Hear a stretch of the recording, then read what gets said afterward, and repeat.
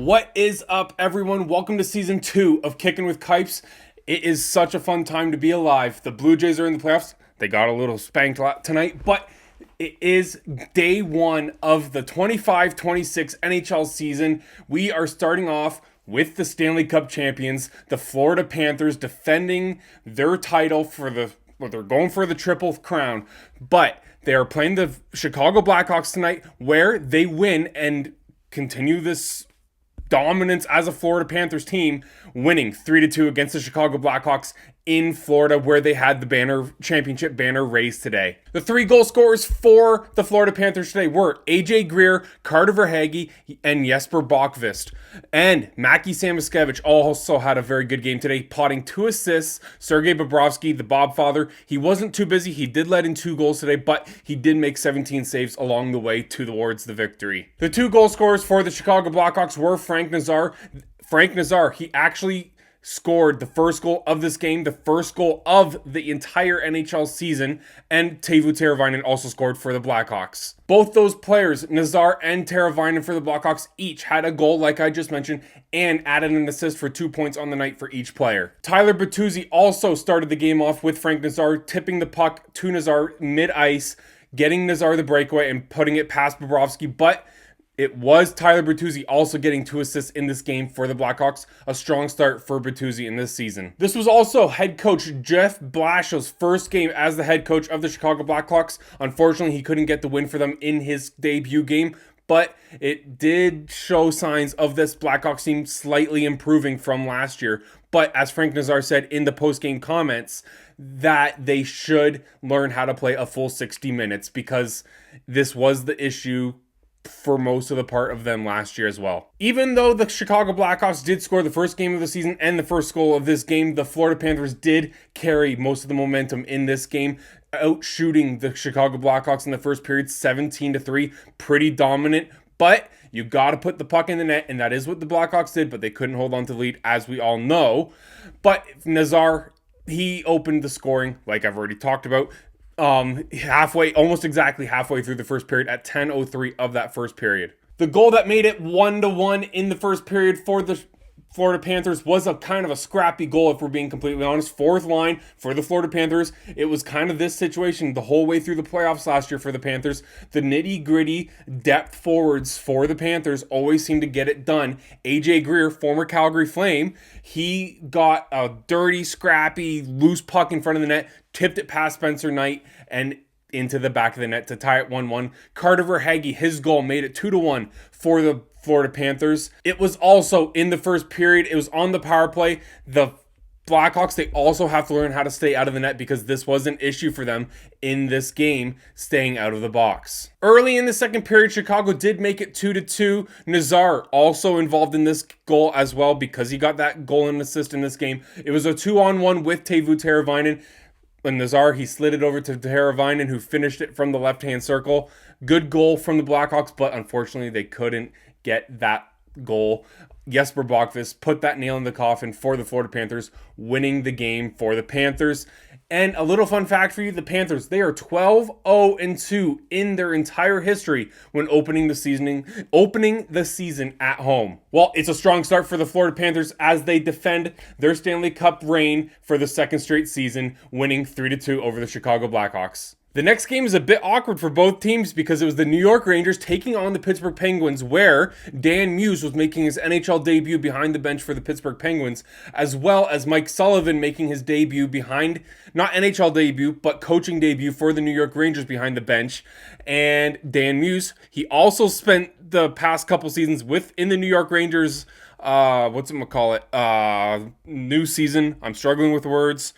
The organization, Dan Muse, has been part of the Rangers organization the past 2 or so seasons, and he got hired by the Pittsburgh Penguins. Mike Sullivan got fired by the Pittsburgh Penguins and went to New York to coach, and Dan Muse got the better of them, shutting out the New York Rangers at Madison Square Garden on opening night. Is this a repeat of things to come for the New York Rangers, or is this them trying to figure out what's going on under head coach Mike Sullivan? Or is the Pittsburgh Penguins, according to several sources and several insiders, the Penguins are the only team in this league that aren't trying to get better.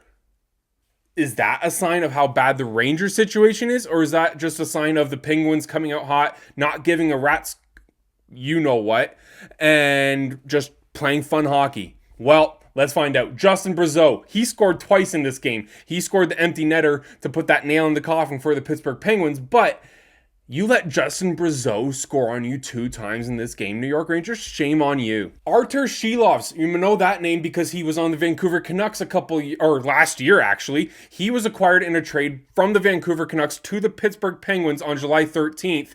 He actually had a very good run with the Canucks in the playoffs in 23-24, but also got sent to the minors last year, had a bit of a struggle. He won the Calder Cup with the Abbotsford Canucks, which is crazy. Artur Shilovs, he made 25 saves for the Penguins, who are now 1-0 on the season for his first career NHL shutout. But that is a bit of a gray area because he did have a shutout in the Stanley Cup playoffs in 23-24, but that's not the regular season. So this is technically Shilovs' first career shutout in the NHL. Congratulations to him. That's an awesome way to start for your new club. Igor Shesterkin, he let 3 goals in on the first night of the not the Stanley Cup playoffs. Man, it is a new season. I need to get my words back together. Shesterkin made 27 saves in the loss. He did let 3 goals in. He did get the loss in this game. They were shut out in the season opener for the first time since 2020-2021 season, where they lost against the New York Islanders 4-0. Like I mentioned earlier in this segment, Brazeau scored an empty net goal to put the nail in the coffin. That is technically true, but Blake Lizotte also scored an empty net goal to make it 3-0 with just under 2 minutes left in the third period to put the official nail in the coffin goal for the Pittsburgh Penguins. But what a start to the season for the Penguins, winning 3-0, a shutout to start the season with your brand new head coach. That must feel great for everyone in this organization. I don't see the Penguins doing much at all this season, but what a way to start for them, winning 3-0 tonight. The final game of the evening was the Colorado Avalanche taking on the LA Kings in LA, where it was a little bit of an interesting situation. I personally don't remember ever seeing a game where where a team goes out for warm-ups in their usual home jersey, but then during intros, because it's their first home opener or first game at home for the home opener of the season, they came out in a new third alternate jersey with a new helmet, new jersey. Arguably, I don't like them at all. I know a lot of people like those shiny helmets. I love the Vegas ones, the gold shiny helmets that the Knights wear, but these ones, not my favorite. My favorite helmets in the league are the matte red and the matte black. All those matte colors are my favorite, but the LA Kings, they came out in a new alternate third jersey, and you know what? I didn't like it, but it did look kind of sharp in play. So credit to the Kings giving it a shot. I don't know how many times they're going to be wearing it this season, but they did something different. They surprised the whole league with these new jerseys, so bravo to them for trying something different. Back to the game, though, it was mostly the Colorado Avalanche all game long. Marty Necas, he starts off his season with a very strong performance in the first game. Nathan MacKinnon, I have him on one of my fantasy teams this year. He gets 2 assists in this game. Arturi Lehkonen, he also picks up a goal in this game. Malinsky also adds the 4th goal for the Colorado Avalanche. The lone goal scorer for the Los Angeles Kings, he didn't get taken in either of my fantasy leagues. Kevin Fiala. I really like this player. It didn't really fit in for me in my fantasy teams, but he might be a sneaky waiver pickup for me later on in this season. The goalies, Scott Wedgwood, he picks up his first win of the season for the Colorado Avalanche, while Darcy Kemper picks up the loss, allowing 4 goals in the net. It is only the first game of the season, so we will see what happens for both teams as the season moves along. But the Colorado Avalanche, what a way to start the season. They kind of blew it in the playoffs last year, getting bounced. The Kings, they absolutely blew it in the playoffs. So they didn't pick up where they left it against the Oilers in the playoffs, but you can tell, or you can't even tell. I don't know what I'm trying to say with this, but hopefully these patterns don't continue for the Kings, because the wheels can fall off very quickly. Thank you so much for watching the first episode of NHL Recaps here on Kicking with Kipes. I hope you guys enjoyed this video.